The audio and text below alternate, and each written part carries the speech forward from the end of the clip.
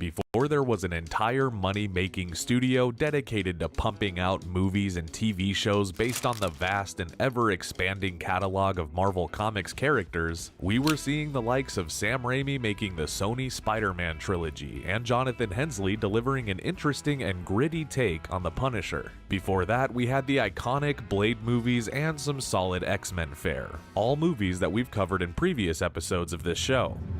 Or have we? See, it's easy to do a Marvel series that praises the Raimi trilogy and roasts the goofiness of the Tim Story Fantastic Four films, but today is going to be one hell of a throwback for any Marvel fan who grew up in the 1980s. Before the dawn of mutants and the day-walking vampire hunters, there was a much different Marvel hero blasting their way into the zeitgeist and giving us what many consider to be the true beginning of Marvel cinema. I guess not including the 70s Japanese Spider-Man film or that small-screen Captain America joint.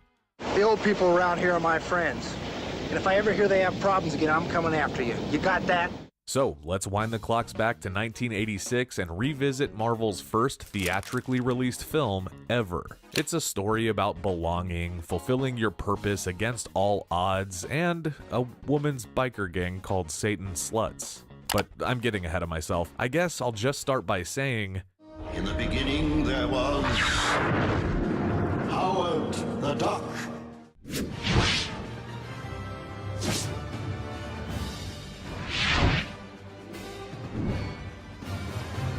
Alright, true believers, today we're taking a short break from our current timeline and bringing you a shot of nostalgia that is sure to ruffle your feathers. If you're a fan of Marvel's more cosmic characters or you're into 80s science fiction comedies, you're probably familiar with Howard the Duck, a humanoid duck creature who lives on Duck World, which is basically an egg-shaped version of Earth where ducks have evolved into wingless, super intelligent beings who live their life pretty much the same as humans do on Earth. Howard is a marketing specialist who is suddenly sucked out to Earth and firmly planted in Cleveland. Or is it Cleveland? Cleveland? Uh-huh. Either way, he's confused, he's alone, and he's having some trouble making friends. When Howard meets Beverly, a Cyndi Lauper-looking local musician played by the wonderful Leah Thompson, who you would know as the mom from Back to the Future, the two become fast friends and seek to figure out how the hell Howard got to Cleveland and how to get him back home. Along the way, we're in for some hilarious comedic gags, fun action scenes, and who could forget that quirky and hammed-up performance from Tim Robbins. I want you to look into the future and tell me what you see. Howard the Duck was created by comic strip writer Steven Gerber in 1975 as a supporting character to the moderately popular horror parody comic series Adventure into Fear. In 1977, Marvel attempted to give Howard the Duck his own spin-off series of comic strips, which lasted for about a year before going out of print. In an interesting and ironic turn of events, Disney reached out to Marvel mentioning legal action because the design of Howard was originally too similar to that of Donald Duck, a classic Disney cast member. Marvel opted to change the design to avoid any legal trouble, but how funny is it that all these years later, the character of Howard and the character of Donald are both owned by the House of Mouse?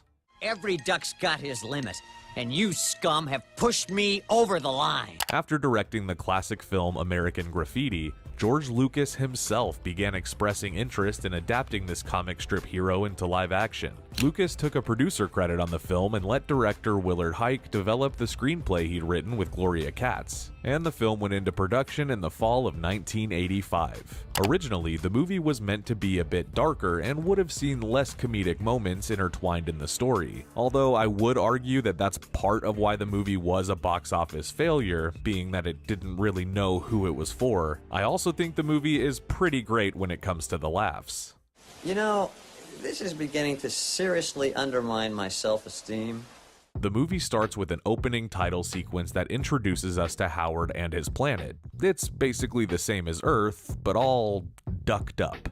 Howard is in his late 20s and he has just started a career in marketing, despite originally wanting to be an entertainer. He's just kicking back in his apartment reading his Play Duck magazine when he's shot out of his apartment and sucked to Earth with no explanation. The movie definitely feels 80s in the visual look of it as well as its amazing soundtrack. I can't speak for everyone here, but the 80s is easily one of my favorite eras for cinema. So Howard doesn't know where he is, but he quickly notices that he must be far away from home because he notices that everyone he sees is, well, not a duck. And vice versa, the humans don't seem to be too thrilled about Howard either. Do you like to see what I see? A talking duck? Howard gets himself into some trouble when he meets Beverly. He's sitting in a trash can feeling down on himself when Beverly shows up and she's being attacked by the most 80s looking thugs I've ever seen. Don't go snot-nose on us. We're your biggest fans. Let me go! Howard jumps to the rescue for Beverly, and while the two don't immediately hit it off, they basically become besties right away. And Howard is now staying in Beverly's apartment while she offers to help him find his way back home. The first half of this movie definitely gives similar vibes to the original Teenage Mutant Ninja Turtle film, with Leah Thompson taking on the human handler role and Howard playing the intelligent super animal creature role. Only there may or may not be some weird will they won't they romance between the two, and I don't know. I just can't resist your intense animal magnetism. Although I must admit that Howard's humor, his confidence, his little quips, they're all very lovable, and the character genuinely makes you care about what happens to this five-fingered duck thing. The pair had to find a scientist who may be able to explain what happened to Howard, and that's when we're introduced to the very first major role that Tim Robbins ever played in a movie: Phil Blumbert. It's nothing! It's nothing! Never mind! Phil is an assistant scientist with no real authority or access, but plenty of excitement. Robbins really plays up the dorky science goober trope, but man, I'll be good goddamned if he isn't chewing up the scene at every corner. Phil kind of joins the posse and decides to befriend and help Howard and Beverly, but their mission isn't gonna be easy. The movie has a lot of scenes that involve Howard simply trying to adapt to his living situation on Earth, and these scenes are some of the funniest moments in the whole movie. Particularly, there's one scene where Howard is forced to get a job delivering towels to the patrons of some underground sex club. Actually, I don't know what the hell this place is. Like, what the hell is going on here? And who are these people? And why the hell is this guy so sweaty? You are going to fix it! Oh no. Either way, it's all funny stuff. Also, Howard can't swim, and I love that. It isn't long before we discover how Howard got to Earth, and why. Turns out the scientists that Phil was working with were messing around with some scientific laser that was aimed toward Duck World, and it accidentally sucked Howard to Earth. They think they should be able to send him back to his planet using the reverse of the same experiment, and Howard is all set to go. But of course, it can never be that easy. That must be quite a responsibility. Tonight, the laser beam hit the nexus of summoners. It just so happens that an evil life form from a distant planet has also made its way to Earth, and it possesses Dr. Jennings, one of the scientists trying to help Howard. This causes the machine to malfunction and effectively begins to blow Howard's chances of getting home. After a nice big fight in a diner, it hit me that this movie's action is actually way more fun than you might think. There's an energy to it that feels very whimsical, like watching the Three Ninjas or something, and it definitely keeps you engaged. Beverly has been kidnapped by a possessed Dr. Jennings, and now Howard is left to try to figure out how to defeat him. And it's time for the final battle. That's it. No more Mr. Nice Duck. It all culminates in the Dark Overlord kidnapping and attempting to use Beverly's body to host another demon from his planet. See, Howard has to face the tough choice as he can save Beverly and effectively destroy his only shot at getting home, or let his one and only friend be taken over by an evil alien. He obviously decides to do the former, and he teams up with Phil to take the bastard down by using an ultralight plane, a neutron disintegrator, and even the power of friendship. And of course, Howard stays on Earth with his new friends, and they all live happily ever after. Not bad for a duck from outer space. You were great, Ducky. You know, this movie is awesome. It was critically panned and it didn't make any money, only pulling in about $38 million on a budget of about $38 million. But over the years, the film has earned its place among other fare that has joined the ranks of cult classic films. And the character of Howard the Duck has made a few cameos in the MCU as well, so we know that the poor reception of this movie isn't going to stop Marvel from bringing him back in future projects one way or another. This is obviously no place for an intelligent, sensitive duck. It's a movie that has the 80s comedy style of a John Hughes film, but the science fiction spectacle of something like Gremlins. And it's raunchy too. We see things like duck boobs, duck condoms, and who knows what the hell ended up happening between Beverly and Howard. I mean, Jesus. You perverts! But at the end of the day, the film was a fun shot of nostalgia, and if nothing else, it demonstrates how far Marvel has come since. But also how much imagination has kind of been stripped from Marvel at the same time. This movie would not fit into the MCU today, no. But honestly, it does have something to it that the MCU doesn't. There's an edge and a daring nature to the comedy that pushes past what we're used to seeing, and the way the movie unfolds makes for a truly interesting story with a very lovable character at the center of it. So I'm just gonna end by saying, if you haven't seen this movie, do yourself a favor and check it out. I said beat it! Mutants.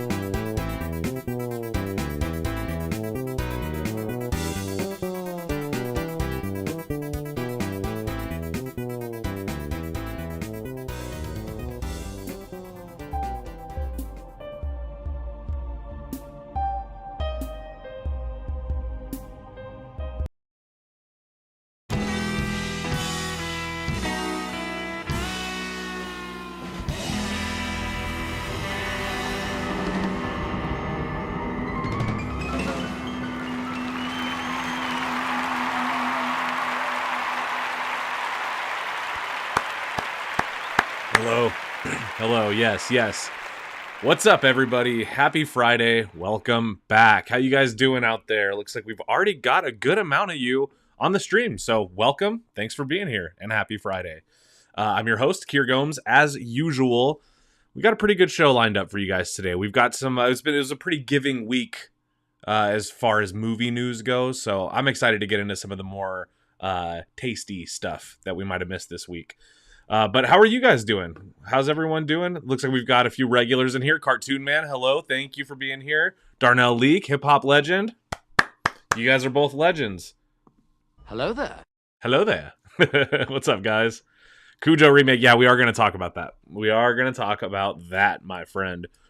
If you guys don't know, we recently got some details on a Cujo remake that is coming straight to the Netflix. So I have a few thoughts on that. I do have a few thoughts. So we're going to get into alls of it. Drew Stead. Hello, Drew Stead. Any relation to Jeffrey Gomes? No. Not that I know of. I don't have like an Uncle Jeff or anything that I know of. But maybe. Who knows? Oh, what's up, guys? What's up? Carlos, working and watching. Yeah, I feel you, man. Believe it or not, this counts as work for me, but this is probably the best job you could have, right? Just hanging out and talking about movies with you guys. Shrekzilla1234, sweet name. Shrekzilla, yeah, we are going to be talking some Toxic Avenger. We finally got an update on the remake of that movie, which, for those of you that don't know, was shot and already premiered like over a year ago. So we're finally going to be getting it to the masses. 1M is here. Hello. Hello there. Hello there. What's up? Thank you guys all so much for being here. It really means a lot. I'm stoked to see that there's so many of you already on the stream. So the roster for today. Who's on deck? What's on deck? Okay, we're definitely going to be talking about the Sadie Sink casting choice for the MCU. I think it's interesting. I do have thoughts. I do have theories, and I'll fill you guys in on what people online are saying in case you haven't been keeping up with it.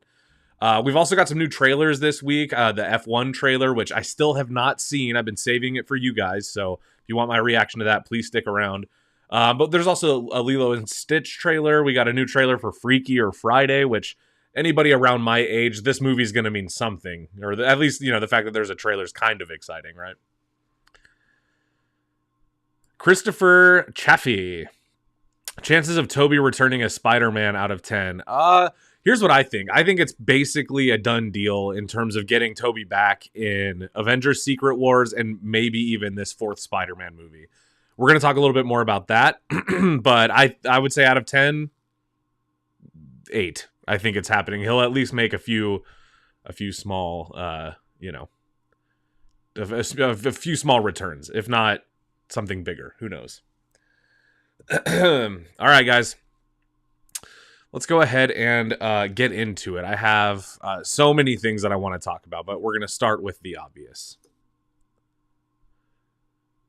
All right, so we found out that Sadie Sink, who most of you probably best know from Stranger Things, but she was also in The Whale with Brendan Fraser. Those are like the two things off the top of my head that I know her from. And of course, the Taylor Swift short film, obviously. Sadie Sink plays Max in Stranger Things, though. That's how I know her.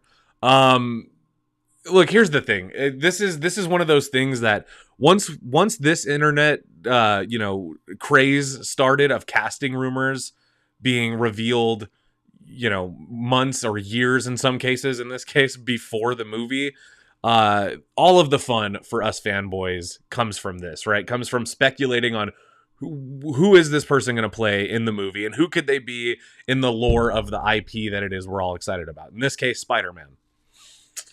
Here's the thing.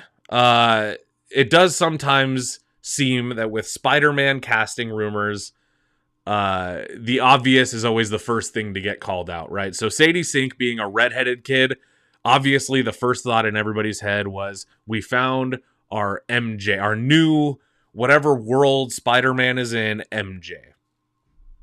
We'll talk about that. For those of you that are like, we already have an MJ, I have a theory on how they could pull it off. Although I don't think that's who she plays. Oh yeah, that's right. She was in Fear Street 19. She was the middle one. Fear Street, I think it was 1978, which pretty good. Yeah, that is correct, Bootzilla. She was in or she played like one of the like Fear sisters, or like one of the Fear like legacy ancestors or something. You know what I mean? You know what I'm trying to say. Oh, Firestar would be dope. I agree, Darnell. Yeah, so who do we think she's playing? If you look at the kind of popular things online, this is kind of what we're looking at. Sadie Sink is kind of an obvious choice for a classic Mary Jane Watson type love interest, right? Because she's got red hair, and that's pretty much all people look at when they, make these castings. But I don't think so. Now, we know that Tom Holland's universe, this Spider-Man continuity already has an MJ. It's Michelle Watson, who is Zendaya. I fully believe that is the Mary Jane Watson or the MJ Watson for this universe, and I don't really think Marvel feels the need to add another love interest to the pot, because truthfully, if Spider-Man needed another love interest, there's other avenues you could go down that would be more interesting,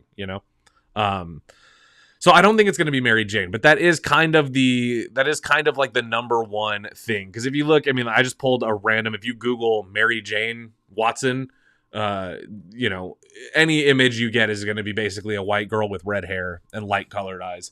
And that works, but is it a little bit weird to announce like an A-lister or an up-and-coming A-lister like Sadie Sink to just play Mary Jane Watson, unless they have a big plan for Mary Jane Watson? But I don't know.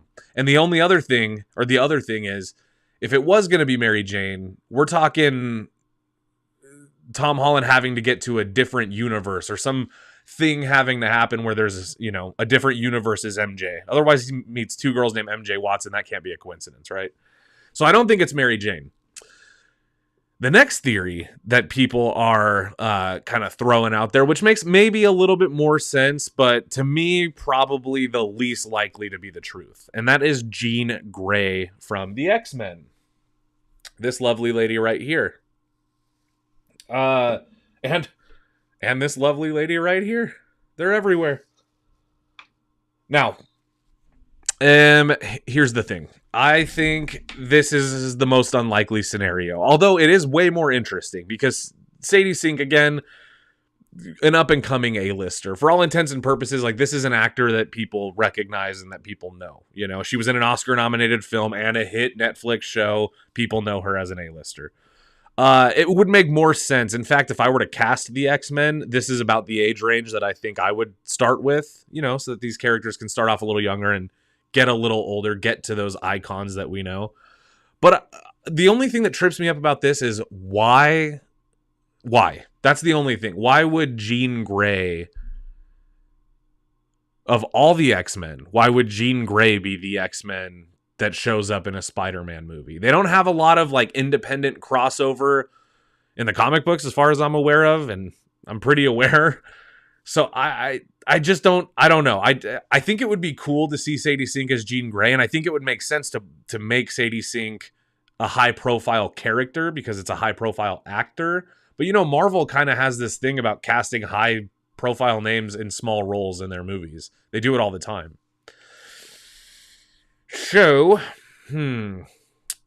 I think with the Jean Grey theory, I'm going to say probably not likely for this, but I also think could be fun. And if they do it again, this could be one of those multiverse deals, right? We talked a little bit about this on the last stream, but the idea for Spider-Man 4, or at least the theory, the working theory, is that it takes place in between the next two Avengers movies, which we know both are multiverse movies.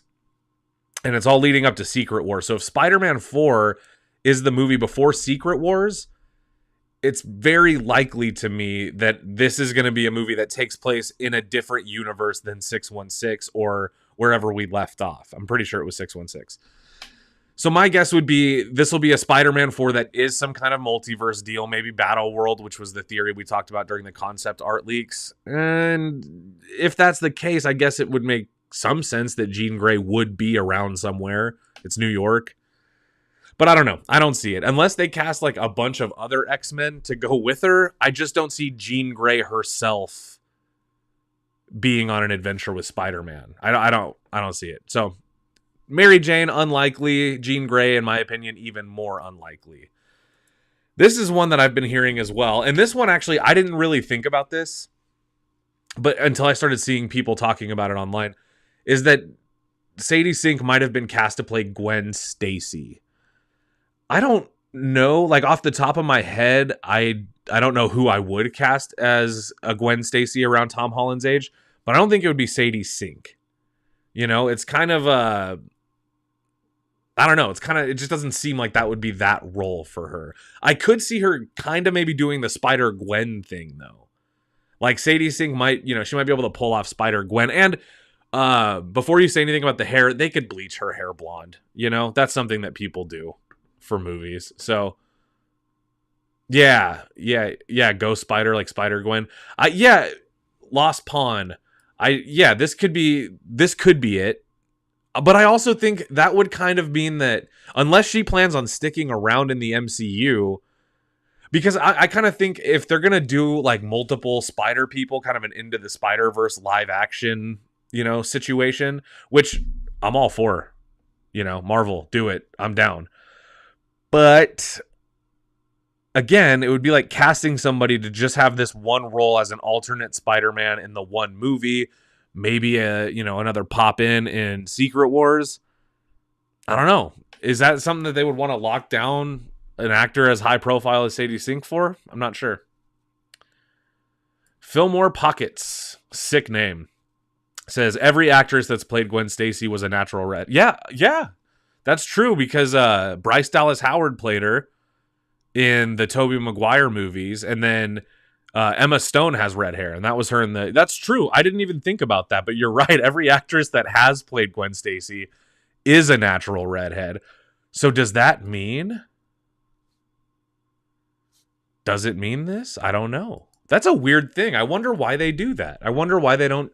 I mean, probably just because they cast the person they want to cast and then they make the look fit. But I don't know. That's interesting. Very interesting. I agree with Hip Hop Legend here. Yeah, hopefully they have her play a character that we haven't seen yet. Well, that's where we're going to get into this kind of last theory that I have. Okay. And that is Mayday Parker. Mayday Parker. This is kind of what I'm thinking is the case. So you guys could probably tell this was my theory if you look at the thumbnail of this live stream. We had Kevin put Tobey Maguire, Kirsten Dunst, and Sadie Sink like in a family portrait together as a Spider family. And that's kind of like, do I think that this is going to be a mainstay character in the MCU? No. But if Sadie Sink is in this movie, I'm kind of assuming this kind of goes back to our question before of if we're going to get Tobey back as Spider-Man. I think we might in Spider-Man 4. And I say that because Sony, if you guys don't know, Sony and Marvel are kind of always going back and forth with each other on their vision of the future of Spider-Man with Tom Holland.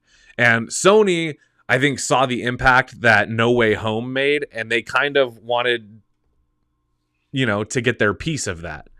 And so my guess would be Sony is saying we want more multiverse, and Marvel is probably saying we want less multiverse, more, small focus. Now, I reckon that in order for them to find a middle ground, they probably said, let's open up the multiverse. MCU's headed there anyway. I mean, this multiverse saga hasn't had a whole lot of fun multiverse stuff yet. So, they need to amp it up. So maybe they said, well, why don't we have him go on kind of a multiverse adventure? It could maybe be a small thing in his little small world, but it's an open universe. So we'll have random spider people that can jump in or come out, or Tobey Maguire can show up, or Andrew Garfield or Tom Hardy as Venom might pop in. These are things that I think really this is what Sony wants, right?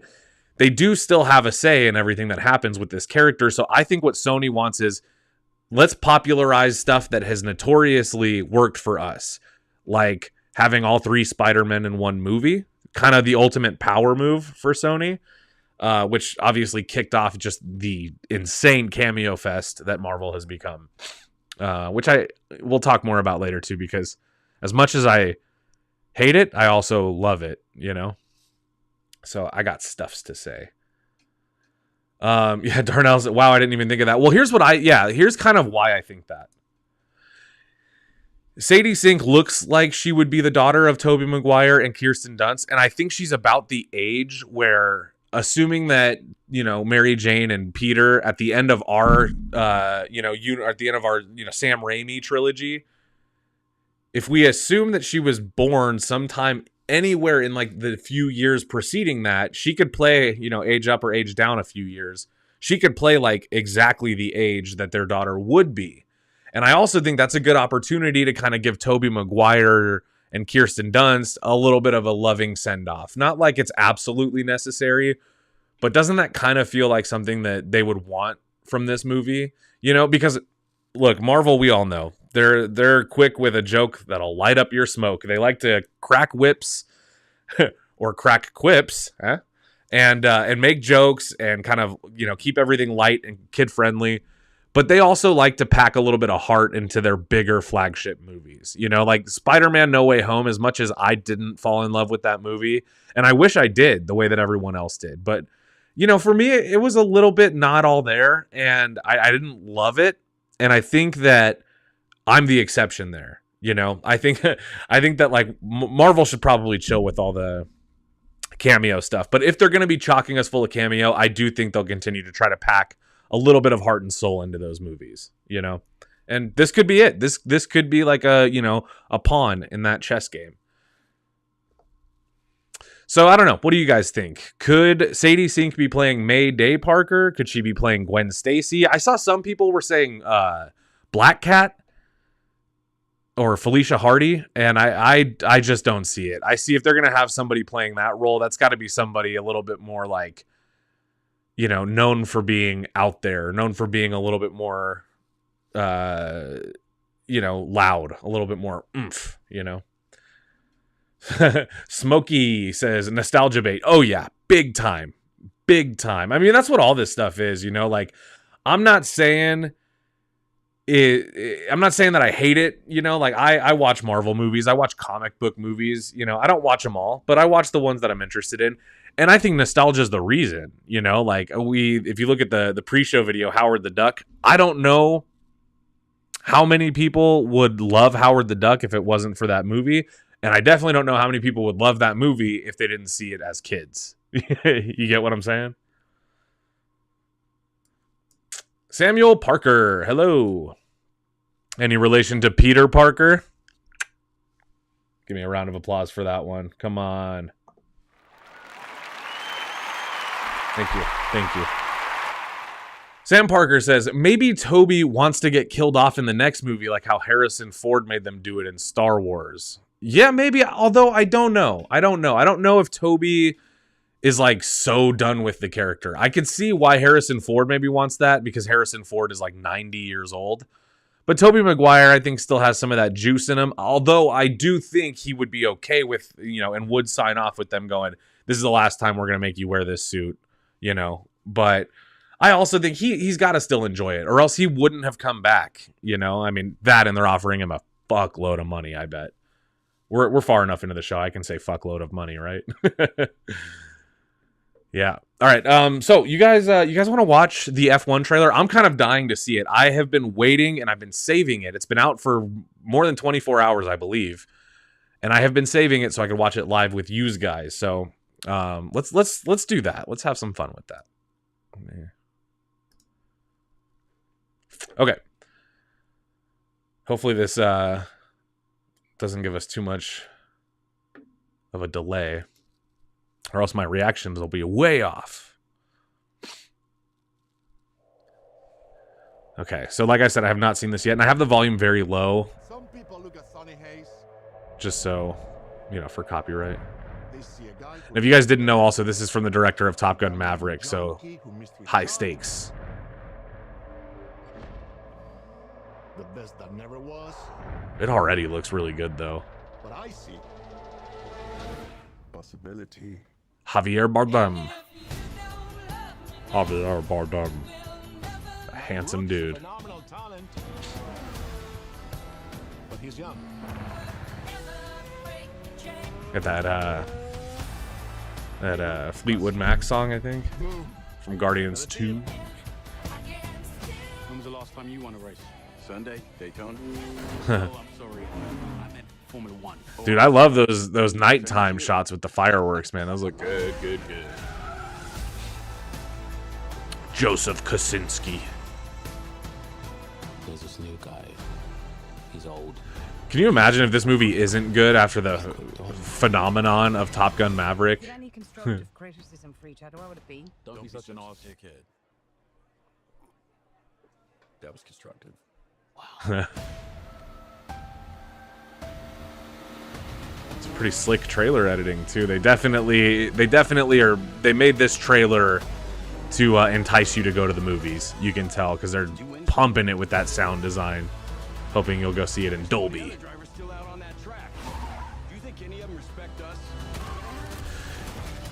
I have more to say, but I'll wait. They're saying Sonny Hayes isn't has-been. They haven't showed Brad Pitt eating in this trailer yet. If the last thing I do is drive that car, That counts. I will take that life, man. 1,000 times. I'm offering you an open seat in Formula 1. The only place you could say. Everybody in this movie has really good hair, huh? Jeez. The absolute best in the world. Oh yeah, that's what we were waiting for. That right there. Yeah, that last shot, that's what I was waiting for. I wanted that that Top Gun shot where we're inside of the car and we're getting to feel the heat of racing down that raceway. That movie looks good. Yeah, Smokey knows what's up here. It looks fire. Yeah, it does. Now, the Top Gun Maverick, obviously, great movie. I think I might even like Top Gun Maverick maybe as much as Top Gun, if not a little bit more. You know, that movie is great on its own. Now, my thing is the way that Top Gun Maverick made me care about new characters along with Tom Cruise. I think like Tom Cruise and Val Kilmer being, like Tom Cruise obviously being the main character, and Val Kilmer's cameo, it did make me care more and take the movie more seriously before I saw it.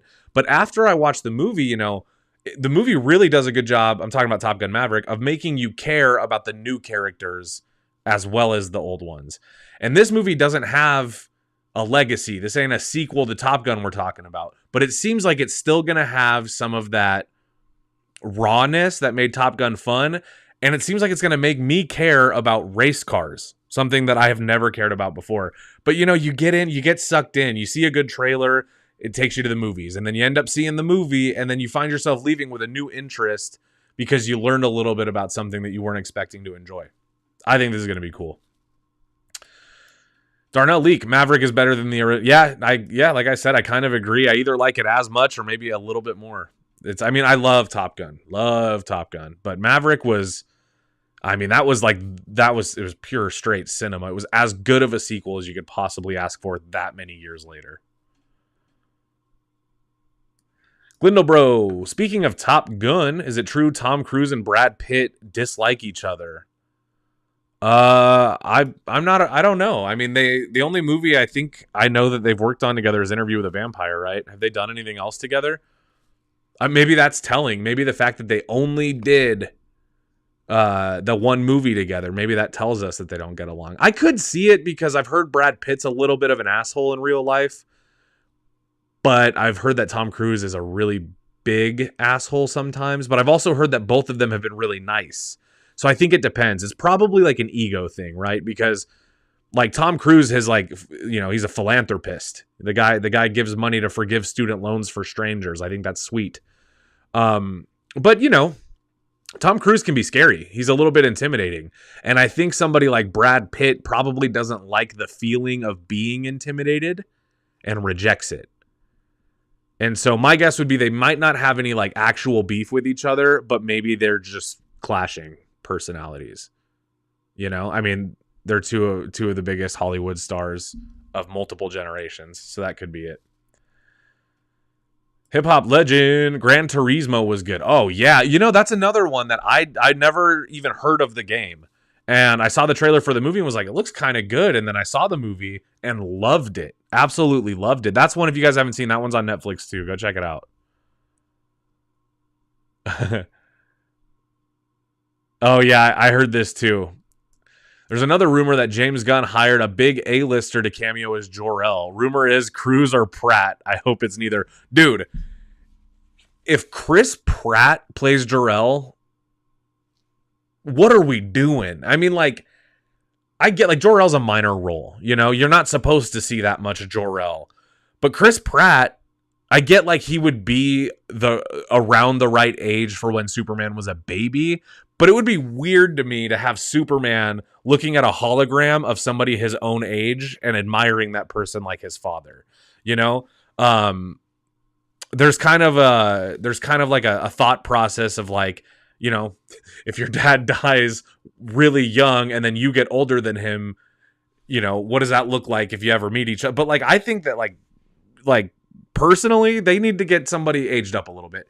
Tom Cruise, like, that's too much of a gimmick, if you ask me. That would be a distracting casting choice. Speed Racer was an acid trip. Yeah. I think it's too weird of a casting choice to put Tom Cruise in a role that's probably going to be reduced to a hologram or a voice or maybe a flashback. But, you know, you don't book Tom Cruise for something like that unless you're sure you want him. You know, like when he played Les in Tropic Thunder. I bet that was really expensive, but that worked out because it completely subverted what people thought Tom Cruise would do. This would just be like, It would be distracting. I'd be in the movies talking about, is that fucking Tom Cruise? You know? And I don't want when I leave Superman, I don't want the first thing that I'm interested in exploring is, why was Tom Cruise Jor-El? And if it's Chris Pratt, fuck. No. You want somebody as Jor-El, you get Steve Zahn. No, don't do that. Don't do that. But definitely not Chris Pratt. It'd be better than having him talk to a dead Marlon Brando. Yeah, true. Although there's no way Brando's going to be a part of this movie. They're not going to bring back any old footage just to tie it to Superman. This is a new thing, right? I think they're going to avoid that. Danny DeVito is... Now we're getting somewhere. I'm getting that for show. You're getting that for show. Yep. Yeah, so back to F1. These tangents I get off on. The F1 trailer looks pretty awesome. This is probably going to be one of those ones I just go see opening day because I want the theater experience, and I would like to get it sooner rather than later, because I know myself, and if I wait long enough and then I see that this movie is like coming to streaming in 2 weeks, I'll wait the 2 weeks. So I need to go see it right away before I lose any momentum and just get in there and see it. But that is not the only trailer we got this week, dudes. No. We got some other ones. I think let's watch one more trailer and then we'll break. Actually, you know what? Let's talk movie news first. Let's do that. Let me pull up. Make sure you guys can see it there. Oh yeah. So for those of you that were waiting for an update on this, it seems to me that our prayers have been answered. EJ wrote this incredible article, Get a Clear View of Peter Dinklage as the Toxic Avenger in a new Toxic Avenger remake. Now, if you guys didn't know, this movie came out I think it says here 2023, so more than a year ago. This movie, we thought it was lost in the ether. We thought it was never coming. The Toxic Avenger movies, they're those, how would you guys describe them? You know, they're B schlock films that are made that way on purpose. Very like canon, type movies. Yeah, Toxie. I know. Darnell's excited. Yeah. So anyway, after all of these, Troma? I think Troma was the original Toxic Avenger studio, and they made like generally low budget and kind of gnarly films, right? Kind of gritty. And by gritty, I mean like grimy type films. But the Toxic Avenger is one of those ones that became a cult hit a long time ago. And it's a kind of a rite of passage movie in my family. It's like, once you've seen it, like you're in the little circle of people that have seen it and you can talk about it at get-togethers. Darnell Leak says, Sea Level Blood. Oh, no, I can't read that. Here's what we're going to do. Please hold.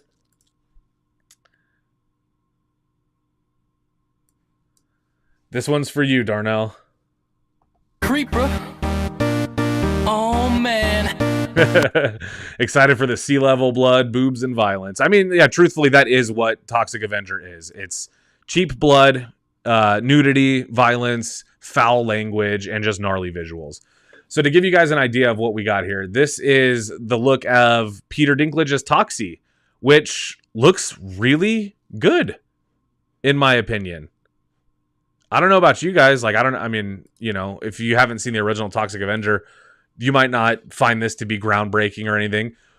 But I think all of our fear was, we knew this was going to be a low budget schlock film out of respect for the Toxic Avenger legacy. And I think we were all worried, is it going to look dirty and ugly and grimy enough? And I'm happy to say, I think it looks kind of good.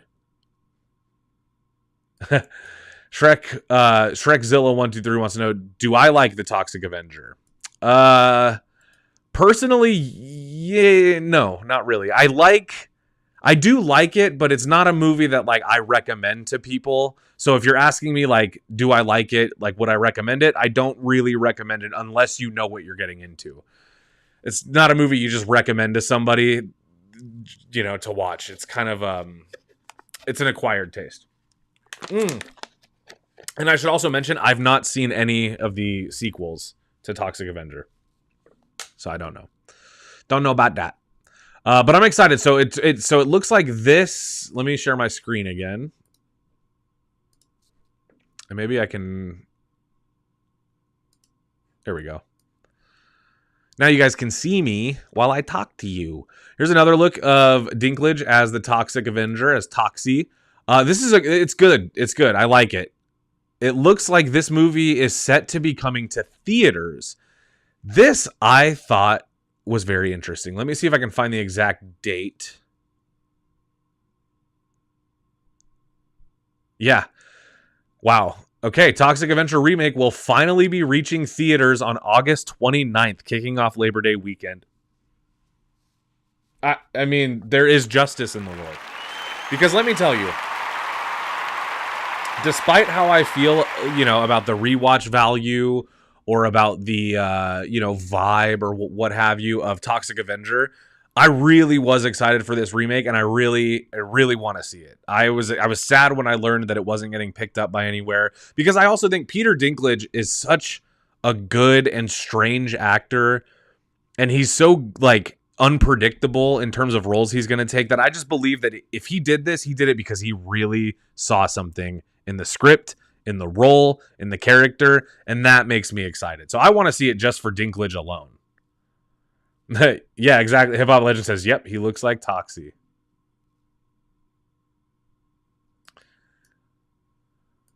What do we got here? That YouTuber with Kiki has his profile picture. Hello. Joe Blow horror original video on 1993's Freaked When. Well, you'll have to talk to the horror boys about that, Talk to Arrow, talk to Tyler, talk to Lance. Is the original better than Chud? No. No, it is not. I like Chud more. All right, let's go back here. So yeah, I'm kind of looking forward to more news on this Toxic Avenger situation. I know it's coming in August, which means we have to be getting some kind of promotional campaign, some kind of marketing campaign soon. That I am excited for. I'm excited for new merch to come out. There might be a popcorn bucket. This is a cult situation, so I believe they will try to make a popcorn bucket happen, because people like Chris Parker, those guys that love the popcorn buckets, this is prime for a good popcorn buckets. Let's get one in their hands, Yeah,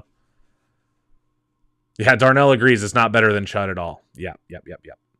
Hip Hop Legend says, yeah, Dinklage is definitely an interesting casting choice. The thing with Peter Dinklage, he's one of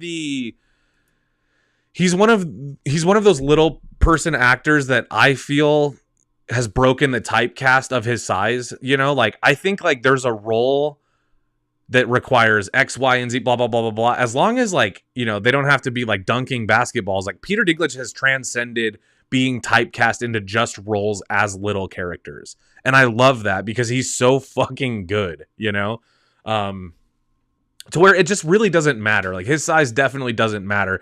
You cast him for every other thing, and he's turning in brilliant performances left, right, center. I know Game of Thrones did a lot for him, but even as a comedian or as a comedic actor, there's this one scene, I want to tell you guys about this. There's this one scene in a random Justin Long movie called A Case of You. It's an indie romance movie. Probably a lot of people have not seen it, but Brendan Fraser is also in it. But I like the movie. But there's a scene where Justin Long is he's falling in love with this barista. So he goes to the coffee shop she works at, and she's not there, but her manager is there, and her manager is played by Peter Dinklage. And dude, the scene of Justin Long and Peter Dinklage talking to each other, I could piss my pants laughing at it. And I'm not kidding at all. It is so funny that it's worth watching the movie alone just for that one scene. That scene, and when Sam Rockwell is giving Justin Long guitar lessons. Also very funny.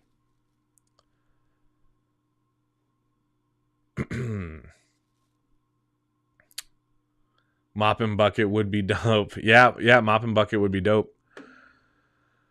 All right, let's take a look at a little bit more news, because I do have more articles. Yeah, so anyway, let's give it up for Toxie one more time. We're getting that for show. I'm getting that for show. I'm excited for that. If you guys plan on going to see that one of the movies, let me know, and then also let me know who you take, because this is not a movie that you might not take your regular date to this type of theater. You might take your homies or like your siblings who are just as fucked up and weird as you. Like, I don't know if my wife would like this movie, so might be one to go see with the boys. We also got, if you guys didn't see, there was a teaser for the new Mike Flanagan Stephen King adaptation, The Life of Chuck. I'm not going to play this trailer for you guys, just I'm afraid it might get a copyright or something. But I would recommend you guys go check it out. It's just a teaser, doesn't tell you anything about the movie. But what I thought was interesting is, they're saying that this is not a horror movie. I don't know Stephen King's short story, so I'm not familiar with what this movie or this plot is at all. But I do think it's got a good cast. Obviously, Mike Flanagan, to me, never really misses. I'm pretty sure I've seen every movie he's made, and I'm pretty sure I like them all. I definitely like Oculus. I think that might have been like the first Mike Flanagan movie I ever was aware of. I really liked that one. He made the good Ouija movie, Ouija Origin of Evil, the one good Ouija movie. Mike Flanagan did that. Hush, Dr. Sleep, a totally underrated Stephen King movie. But one thing is for sure, Stephen King, he likes Mike Flanagan. They get along with each other. They fucks with each other, in a good way, which is good for us. And this movie seems interesting. I like Tom Hiddleston a lot. And I've heard that this is not a horror movie, but more of a dramatic tearjerker of a movie. Let me find my sound for that. A tearjerker of a movie, which means we're getting emo.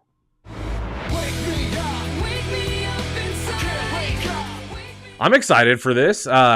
Again, don't know what to expect. This is one that I'm going to go into cold. I think this is probably one where like the less I know, the better, because it seems like it is going to be weird based on the teaser, and it also kind of does have like this like ethereal vibe to it. So I'm assuming there is going to be something of surprise to this. So I'm trying to avoid it as much as I can. But the teaser trailer was pretty good. That's as far as I'm going to go with it. That's the last piece of promotional material that I'm going to consume for this movie. What are you guys thinking? Yeah, Flanagan, you're definitely in. Yeah, same, dude. I know, Mike Flanagan is kind of like a thank you, Boots. Thank you for saying so. Here, Bootzilla says Dr. Sleep is so good. This movie, I made a whole video on the Joe Blow Horror channel about this movie. If you guys haven't seen it, it's a sequel to The Shining. And you don't have to like rewatch The Shining to get it. Although if you do rewatch The Shining and then go into this, you'll very much appreciate the connections that they give us and like some of the recreations from the original movie. But Flanagan found a way. Keep in mind, Stephen King did not like The Shining, the Stanley Kubrick adaptation. He was not a fan of it. But years later, he writes a sequel to The Shining, which was intended, of course, to be adapted into a film.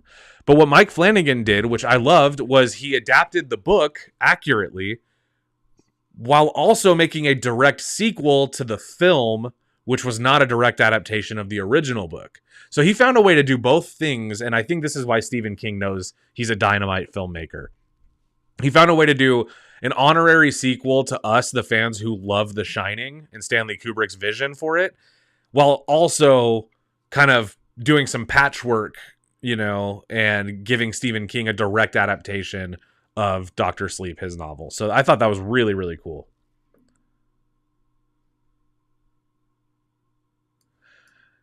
Yeah, Sam, I don't know, again, I'm trying to avoid as much as I can in terms of like the plot of The Life of Chuck. So if Chris said that makes sense, but I'm just telling you what I got from the vibes of the teaser, Hip Hop Legend has not seen Dr. Sleep, but you were interested in seeing it. Definitely watch it, dude. Really cool villains. I love Rose the Hat. Like there's like the villains in it. Here's the thing. If you love The Shining, this movie is very different from Kubrick's The Shining. It doesn't feel like The Shining 2 or anything like that. It is a direct sequel in that the events of The Shining, the movie, did happen. There's, flashbacks, recreations, all kinds of great stuff. The guy that they cast as Jack Torrance, who we all know as Elliot from E.T. Whew. But it's worth watching because I don't want to spoil too much, but it's worth watching because it takes themes from The Shining that were kind of like, that we dabbled in, some of the stuff that was just dabbling, and it goes, how much would that fuck up Danny Torrance, this little kid, who had to survive all this, and what would that do to him years down the road? What would his life become? And I gotta tell you, it became a shit show, and it's a great movie, and I highly recommend you watch it. All right. So, guys, we have more trailers. I don't want to take up too much of your Friday night, but I do want to watch some of these with you. I have thoughts. You know what? I was going to say, let's watch the Lilo and Stitch trailer, and maybe we will. But first, let's watch the Freakier Friday trailer, because I want to give you guys a little bit of an outline, okay? This movie came out, I believe, the original one came out, I believe, in like 2002, 2003, somewhere around there. I was like 11 or 12 years old at that time, okay?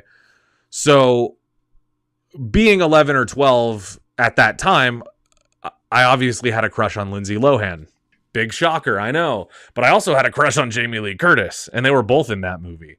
So yeah, anyway, I've seen Freaky Friday, the 2002, 2003 remake. And for what it is, it's not great. It's not a great movie. But I was kind of intrigued when I heard that they were doing a sequel all these years later, after everything that Lindsay Lohan has been through in her life, and the sheer amount of stardom that Jamie Lee Curtis has continued to have since the 70s. I was kind of excited. Then I saw today that they dropped a trailer, and I already watched it, but I'm going to watch it again with you guys because I do have thoughts. Let's get into it. Your lifelines. It's like they've intersected before. You've walked in each other's path. Oh, strange. Really? You learned a lesson. Again, if you guys are around my age, this trailer might have been kind of like exciting to see it. It was coming. They do try to like keep the same general aesthetic. You can see like with the little, colorful bokeh in the background looks very similar to the original movie. Original remake. Oh my god! What was that? Oh no, not again. Of course, at this point you have to do this where it's, your kids now. And I'm you, then who is that? I'm Grandma, sweetheart. My face looks like a Birkin bag that's been left out in the sun to rot. How do we fix this? Last time we convinced. First of all, no, it doesn't. It does not look like that. Until we switched back. Jamie Lee Curtis has a beautiful face. I do like that they put that Chapel Roan song in it, though. I like Chapel Roan, I'm not gonna lie.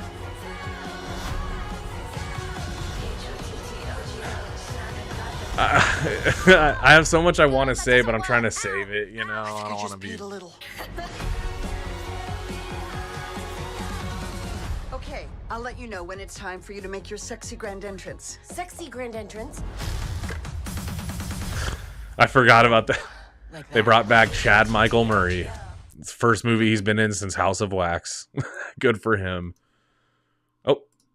Yeah, okay, so look, I have thoughts. Listen, I know it's weird for, an adult man to have thoughts on this, children's movie, but here's the thing, assholes, okay? This movie, the first one, was made when I was a child. The only reason you'd make a new one, but bring back the original characters, is for the people who enjoyed that one to watch this one. But I think the idea would be for people my age to watch this movie with our kids. And I don't have any kids, so I'm probably going to skip this one, okay? I think the trailer looks like shit, man. I think it looks like a stupid Disney Plus, straight to Disney Plus movie. And it's probably not going to be much more than that, right? Look, I'm fine with Lindsay Lohan. I'm fine with Jamie Lee Curtis. I love Jamie Lee Curtis. I really do. This movie, man, just looks like a waste of time. It doesn't look... you might be thinking like, of course, dude, what did you expect? I don't know. I didn't expect anything, but I definitely would have expected better than that. Because here's the thing.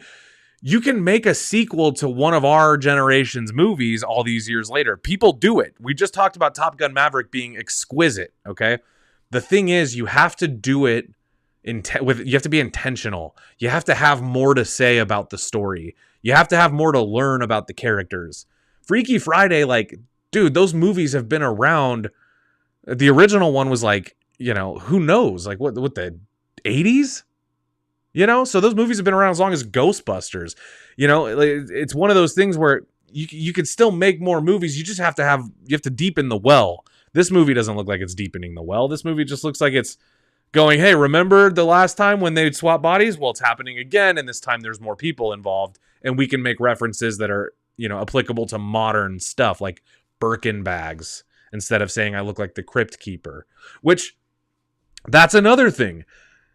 I loved that reference when I was a kid, saying she looked like the Crypt Keeper. I love Tales from the Crypt Keeper. But I don't love Birkin bags, so if I'm the one who's aging with this movie, can any of us afford a Birkin bag, let alone afford to have one and leave it out in the sun to rot? No. Wow. I actually had more to say about that than I thought I would. I'm not really sorry, but geez.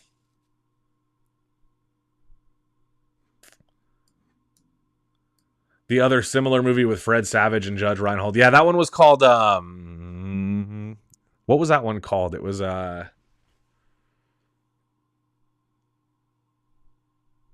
Head of Office, I think is what that one was called. Oh, 76 was the original Freaky Friday. Yeah. So 76. I mean, you have to have more to say than, you know, these movies have just been remade a million times, you know, and this seems like kind of the same thing. All right. So speaking of Disney, though, all hope is not lost, and I'll tell you guys why. We did get a trailer for a Disney movie coming out that I actually thought looked okay. I'm a big fan of Lilo and Stitch, the animated film. Everybody is. It's one of the great Disney movies. And many of us knew about this live action treatment that it was getting. They did a lot of promotion for it already with Stitch. But we got our first official trailer recently. And this one I also have checked out a little bit. So we're going to watch it again here. And I'll give you guys my thoughts. But this one I'm a lot more hopeful for than Freaky Friday. Let's just say that much. Again, I'm going to keep the volume pretty low. We have apprehended a dangerous experiment. They did make Stitch very cute. Looks basically exactly how you would expect. Trying to find the police cruisers. And the CGI looks good. Which is crazy to say this, but that's always the worry now with Disney movies is the CGI good. Shooting star! I wish for a friend. Like a best friend. The little kid that they got to play Lilo, though, is adorable, isn't she? What the hell?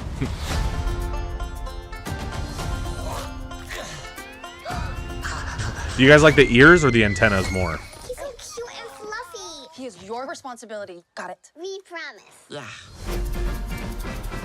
Down from there. Look like an angel. No. Decent music, too. You know, nice Hawaiian vibes. That CD looked huge. Also weird to see a CD, huh? Yeah.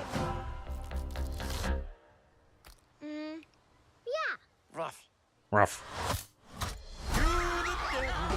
The editing of this trailer also pretty nice. The way that they build it and then bring it back down, and it kind of builds up to a crescendo here.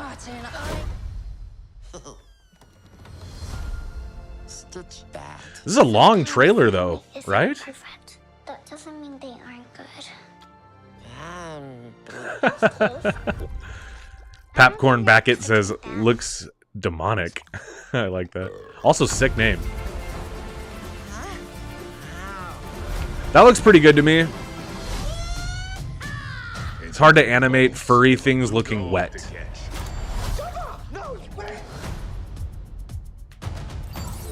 Oh yeah, the dude drops his snow cone. Nice. Nice. Little homage there. Yeah. I think it looks cute. They got this kind of like Wild West show down here. Yeah, I like the ears too. More than the antennas. It looks cute. I think it's gonna be good, actually.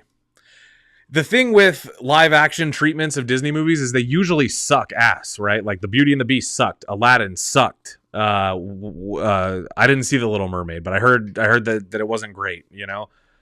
So I don't know, but something about this one feels more like, I don't know, it feels more necessary in live. Not more necessary, but it's easier to accept in live action. And I think it's because a lot of the creature stuff is still CG, so it's not a full crossover. I don't know.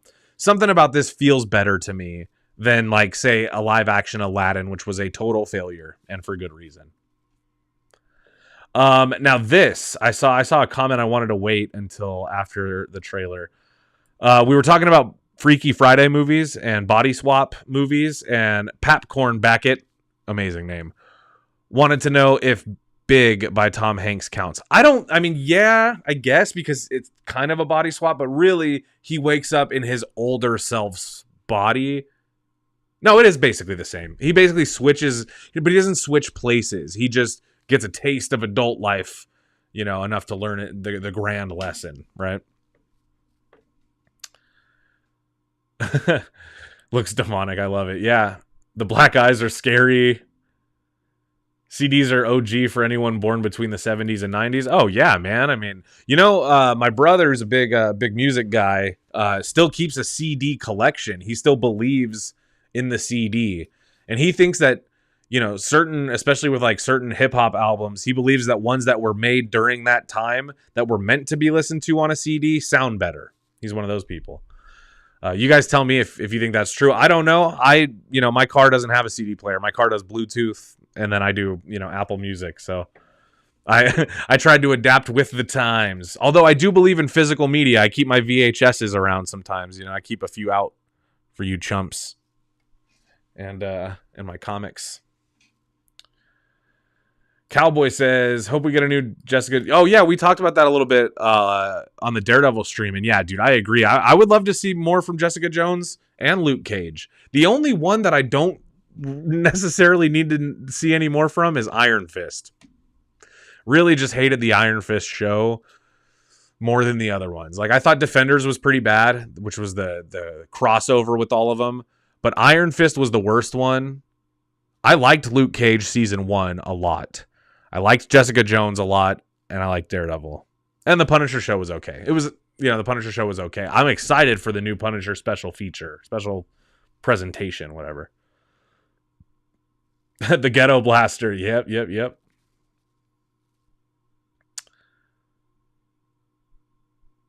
Last CD that you purchased was the Gorillaz. Very nice. It ain't happening. I'm feeling glad I got sunshine. I think probably, I have no way of confirming this, but my guess would be the last CD that I purchased was probably like, I don't know, probably like an Elton John greatest hits or something I could like listen to on a long drive for a road trip. That's probably the last time I even listened to a CD. But I also, towards the end there, before, like digital became the way, towards the end, I was just burning a lot of playlist CDs. So I was, essentially just making playlists, making my own stuff. Physical media. Okay, so you know what? You guys love physical media. I like physical media. Maybe we can, let's do some kind of live stream surrounding that. Let me know in the comments what you guys think we should do. Popcorn Backett. Oh, sorry, wrong comment. Mine was Appetite for Destruction. Oh, nice. That's a cool last CD to have purchased. Popcorn Backett says, why are adult men crying about Snow White? I don't know. I honestly don't know. Listen, if you're an adult man, if you're an adult person, and a live action remake to a movie does mean so much to you that it makes you cry, fine. But don't go on the internet about it. Don't put yourself on the internet about it. Listen, you guys know that anybody who watches the stream, you guys know how I feel about angry fandom and people complaining that Disney is ruining movies that, came out 70 years ago. My thing is always this, guys.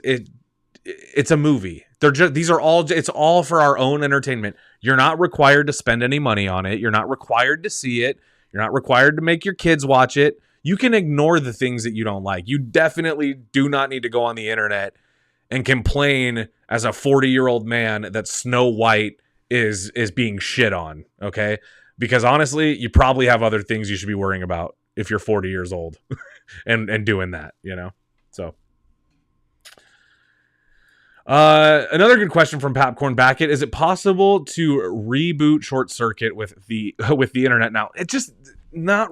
I mean, like, yes, if you reboot it as a period piece that still takes place, in a time like a retro futuristic world, right? Because that's the kind of hard thing about some of those older movies is their predictions of what the future would be like were so off that remaking it now would be like going back in time instead of forward.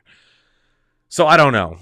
But Short Circuit might be one of those movies where like maybe you don't need to remake it. Maybe it's one of those movies that instead you just kind of let sit there and then you can, make other movies like it. I don't know. Not that I'm super precious about Short Circuit, but anyone remember the short-lived mini discs? I had a few that were like CDs. I can't remember if they were called CDC or CCD or something crazy. That went into a video camera and would record directly to mini disc. I do remember that.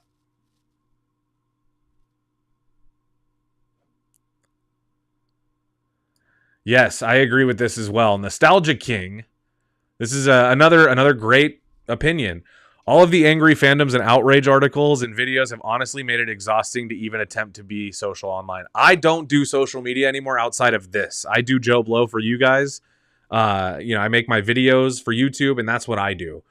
I can't anymore watch people's, reaction to things that are, if anything's even remotely spicy anymore, the fandom behind the original thing will hate it. And I'm not I'm not saying I'm better than any of these people, but what I am saying is those people maybe I'm sensitive to that stuff. So people's opinions of that stuff might ruin my enjoyment of something just because I'm so tired of hearing people complain about it. And I don't want that to be the case with movies, especially. Movies are sacred to me. So when people get mad about a movie years, like with the Superman thing, I'm trying hard to just like it until I have reason not to. I'm trying hard to just be like, this could be great. I have no reason to think otherwise. Maybe the trailer didn't get me that excited, but I don't need to be mad at James Gunn for doing it. I don't need to be mad at, other actors for not looking the way that you expected them to look. Like all that shit means nothing to me. I just want to like the movie. And for the most part, I do find myself enjoying more movies because I don't let stupid shit ruin it for me. And that's some advice that I would give every single one of you out there. Hopefully you guys enjoyed. I gave you a few rants this week. I think you guys deserved it. I've been a little chill talking about hopeful things, but I like to sneak a rant in for you guys once in a while. Nails says, speaking of reboots and Stephen King short stories, any word on the Running Man reboot with Glenn Powell? Yes, there is. Edgar Wright is making it, and I think let me see, Running Man. Let me see what the latest is on that. If there's something, we've got it on the website. Let me see if I can find it for you. The Running Man. Yeah, just that it's happening. Nothing new that you don't know. Yeah. But that's going to be exciting. Edgar Wright's a really interesting director for that. I think, if you know his work, you know that this means we're going to get something very, action heavy, very bloody, but also very quirky, very fun, and hopefully a cameo from Simon Pegg. Coleman Domingo's in Running Man. That's awesome.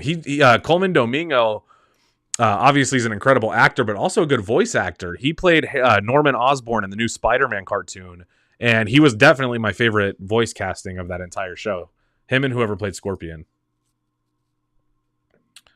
Oh, cool. He plays the host. That's rad. That's super rad. All right, guys. I think I'm going to love you and leave you there, as they say. I appreciate you guys checking in for the stream, and for the, bunch of you that are still here from the very beginning. Let's give you a little round of applause for being the best.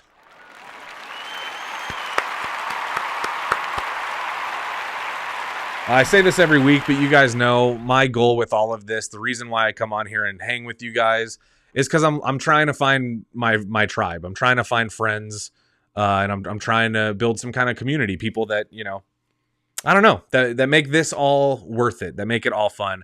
And for those of you that join these streams every single week, thank you so much for that.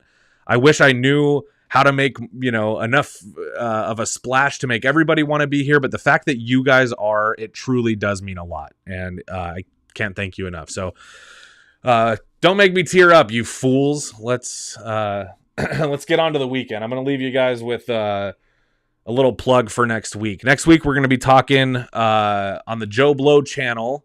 We got a couple videos lined up, some that you guys are going to be excited about. One that I know you guys are going to be excited about is going to be this Monday, St. Patrick's Day. We're going to be covering The Departed, the Scorsese film to win an Oscar. That's the one. And then after The Departed, that's Monday. Then we've got Euro Trip coming on Wednesday. And then next Friday, we've got one coming for one of my favorite superhero movies, Disney's The Rocketeer. That's right. We're going to be talking about The Rocketeer, a movie that not enough people still talk about, and it is fucking criminal. So we're going to do some justice to that movie, as well as The Departed and Euro Trip coming up this week. Speaking of that, happy St. Patrick's Day, everybody. I'll be seeing you guys next Friday. You guys are the realest. You're the best. I love you all so much. Good night.